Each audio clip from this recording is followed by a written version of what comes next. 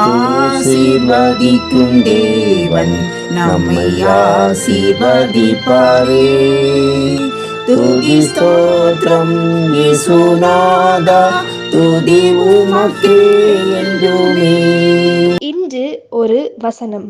கேட்கிற காதும் காண்கிற கண்ணும் ஆகிய இரண்டையும் கர்த்தர் உண்டாக்கினார். நீதிமொழிகள் 20:12. அன்புக்குரியவர்களே, கேட்கிற காதையும் காண்கிற கண்களையும் மாத்திரமா கர்த்தர் சிருஷ்டித்தார்? சரீரத்தில் உள்ள அத்தனை உறுப்புகளையும் அவர்தான் சிருஷ்டித்தார். வெறும் காதும் கண்ணும் இருந்தால் மட்டும் போதாது, அது கேட்கிறதாய் காண்கிறதாய் இருக்க வேண்டும். கர்த்தருடைய கண்கள் திறந்தவைகளும் செவிகள் கேட்கிறவைகளாகவும் இருக்கின்றன. இருதயத்தின் ஜன்னல் கண்கள் தான். ஒவ்வொரு நிமிடமும் ஆயிரக்கணக்கான காட்சிகள் கண்ணில் மூலமாக மூளைக்குள் செல்கின்றன. சில பாவத்தை தூண்டுகின்றன, சில பரிசுத்தத்தை கொண்டு வருகின்றன. கண்களின் வழியாகத்தான் இச்சைகள் உள்ளத்துக்குள் செல்கின்றன. எனவே நாம் ஜாக்கிரதையாய் இருக்க வேண்டும். உங்கள் கண்களை உலக இச்சைகளுக்கு விலக்கி அவற்றை கல்வாரிக்கு நேராக ஏறெடுக்கும் போது கர்த்தரின் அன்பின் ஆழத்தை நீங்கள் உணர்ந்து கொள்ள முடியும். கர்த்தர் தம்முடைய பிள்ளைகளுக்கு மனக்கண்களை கொடுத்திருக்கிறார். அதுதான் ஆவிக்குரிய கண்கள், உள்ளான மனுஷனின் இருக்கும் உன்னதமான கண்கள். தாவீது வேதத்தில் உள்ள அதிசயங்களை நான் பார்க்கும்படி என் கண்களை திறந்துள்ளோம் என்று ஜெபித்தார். ஆண்டவர் இயேசு கிறிஸ்துவின் வல்லமையின் மகா மேன்மையின் மகத்துவம் இன்னதென்று அறியும்படிக்கு அவர் உங்களுக்கு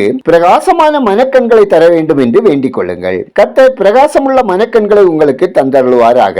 நாம் ஜெபிப்போம். துதிகளின் மத்தியில் வாசம் செய்யும் துயாதி துயவரே, ஆசீர்வதிக்கப்பட்டதான இந்த நாளுக்காய், இந்த நாளின் வசனத்துக்காய் நன்றி சொல்லுகிறோம். அப்பா, பாடுகள், கஷ்டங்கள், வலிகள், துன்பங்கள், வியாதிகள், குடும்பங்களில் கணவன் மனைவிக்குள்ளே சண்டைகள், இதனால் வருகின்ற சமாதான குறைவுகளினால் மனம் நொந்து துக்கத்தினால் கண்ணீரினால் வாடுகிற ஒவ்வொருவருக்கும் கர்த்தர் இரக்கம் செய்ய வேண்டுமா ஜெபிக்கிறோம். எங்கள் கண்ணீரை கர்த்தர் காண்கிறார் என்று, எங்கள் அழுகையின் கூக்குரலை எங்கள் தேவன் கவனிக்கிறார் என்று விசுவாசத்தோடு உம்மை நோக்கி காத்திருக்கிற ஒவ்வொருவரையும் ஆறுதல் படுத்தி குற்றங்களை மன்னித்து சந்தோஷமும் மகிழ்ச்சி அடைய செய்யுங்க. ஆண்டவரே, எப்பொழுதும் செல்போன்களை பார்த்து கொண்டே அல்லது தொலைக்காட்சி பெட்டியின் முன் சோம்பலாய் அமர்ந்து கர்த்தருக்கு பிரியமில்லாத காரியங்களில் ஈடுபடுகிற ஒவ்வொருவரோடு உங்க பலத்த கரம் கிரிய செய்ய வேண்டுமாய் அவர்களை பயனுள்ள பாத்திரமாய் வணிந்திடவும் ஜெபிக்கிறோம்.